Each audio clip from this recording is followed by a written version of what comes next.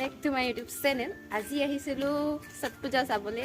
ৰাতিপুৱা দেখুৱালোঁ আপোনালোকক, মানে এতিয়া ইণ্টাৰটো পিছত দি আছোঁ। ৰাতিপুৱা বহুত আন্ধাৰ হৈ আছিলে, ফ্ৰণ্ট কেমেৰা দি একো দেখা নাপায়, সেইকাৰণে এতিয়া দি আছোঁ।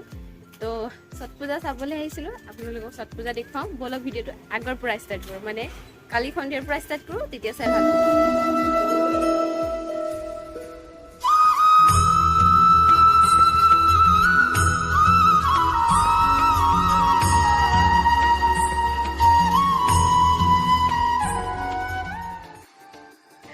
বৰ্তমান মই আছোঁ মালিগাঁৱত আৰু এতিয়া গৈ আছোঁ পাণ্ডুঘাটলৈ। পাণ্ডুঘাটৰ ছট পূজা দেখুৱাম আপোনালোকক।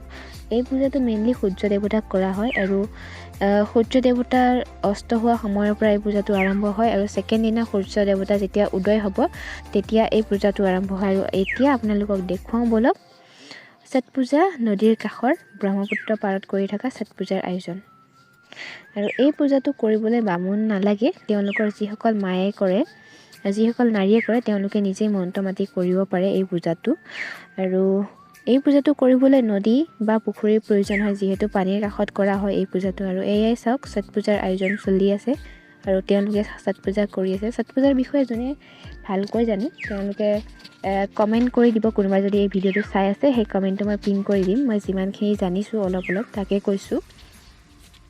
আৰু ইয়াৰে কাষত দেখি আছে, আপোনালোকে নিশ্চয় দেখিছে, কুঁহিয়াৰ পোতা হৈছে আৰু কিবা কিবি তেওঁলোকৰ বিধি অনুসৰি পোতা হয়। কুঁহিয়াৰত তেওঁলোকৰ বিধিখনৰ কাষতে বহোৱা হয় আৰু বহুৱাই গামোচা, ধুতি নাইবা শাৰী বান্ধি দিয়া হয় আৰু তাকেই ছট মাইয়া বুলি পূজা কৰা হয়। আৰু এতিয়া সূৰ্য উদয় হোৱালৈকে এওঁলোকে এনেকৈ প্ৰাৰ্থনা কৰি আছে, অপেক্ষা কৰি আছে। আৰু কেনেকুৱা লাগিল ভিডিঅ'টো চাই জনাব, মই যিমানখিনি জানো ক'লোঁ।